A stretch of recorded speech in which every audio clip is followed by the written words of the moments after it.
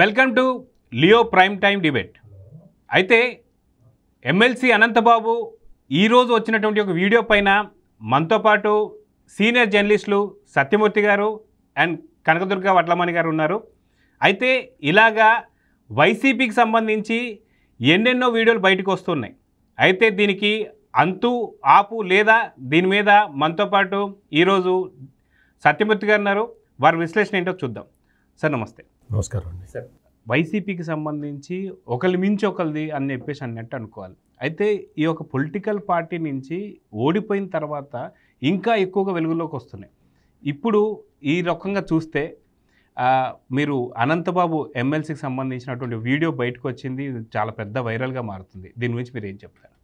వైఎస్ఆర్ కాంగ్రెస్ పార్టీలో క్యారెక్టర్ ఉన్నవాళ్ళు చేతులు ఎత్తండి అంటే ఒక్కడు కూడా చేతులు ఎత్తాడు. ఎందుకంటే ఎవరికి క్యారెక్టర్ ఉండదు. మనం అంతకు ముందర గోరంట్ల మాధవ్ అని ఒక ఎంపీ ఉండేవాడు. ఆ ఎంపీ ఏం చేశాడో చూసాం. ఆ ఎంపీ ఏం చేసిన ఆ దరిద్రం అంతా కూడా ఈ ఎమ్మెల్సీ అనంతబాబు చేశాడు. ఇంకా వీళ్ళకి వేరే పని లేదా, పాట లేదా, మదం ఎక్కి ఒళ్ళు కొవ్వెక్కి కొట్టుకుంటున్నారా? అసలు ఈ ప్రవర్తన ఏంటి? జుగుప్సాకరమైన ప్రవర్తన చేస్తున్న వీళ్ళని అసలు ఈ సభ్య సమాజంలో వాళ్ళని ఎట్లా తిరగనిస్తున్నారు?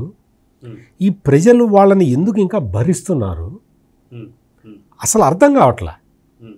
నీకు ఇంత జుగుప్సాకరంగా, మహిళల పట్ల అసభ్యంగా, అత్యంత హేయంగా ప్రవర్తించే వీళ్ళని ఇంకా వీళ్ళ చుట్టూతో మనుషులు తిరుగుతూ ఉన్నారు. వాళ్ళ కార్యకర్తలు అని చెప్పుకుంటూ ఉన్నారు. దరిద్రం అది. ఈ సమాజంలో దరిద్రం అది. అసలు ఏమాత్రం నైతిక విలువలు లేకుండా, ఏమాత్రం. ఇప్పుడు ఈ ఎమ్మెల్సీ అనంతబాబు అనే అతను మొత్తం అంటే ఈ జగన్మోహన్ రెడ్డికి 11 సీట్లు రావటానికి ప్రధానమైన కారణం ఈ ఎమ్మెల్సీ అనంతబాబు. ఎట్లా అని మీరు అడగచ్చు. ఒక దళిత యువకుణ్ణి తన దగ్గర డ్రైవర్గా పనిచేస్తుంటే ఏ కారణం అంటే ఇతని రహస్యాలన్నీ ఆ డ్రైవర్ సుబ్రహ్మణ్యానికి తెలుసు కాబట్టి ఆ డ్రైవర్ సుబ్రహ్మణ్యాన్ని హతమార్చిన వ్యక్తి ఈ ఎమ్మెల్సీ అనంతబాబు.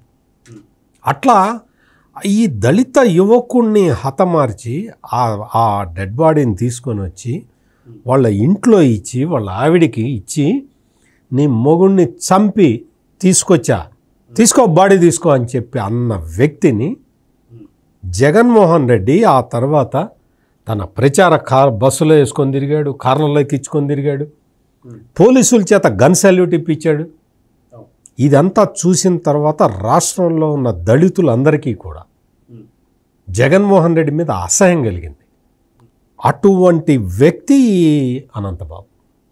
ఈ అనంతబాబుని ఇప్పుడు తనకు ఘోర పరాభవం చేశారు ప్రజలు. ఎందుకు అంటే ఈ అనంతబాబు, అందులో ప్రధాన కారణం ఈ అనంతబాబు చేసిన చర్యలు.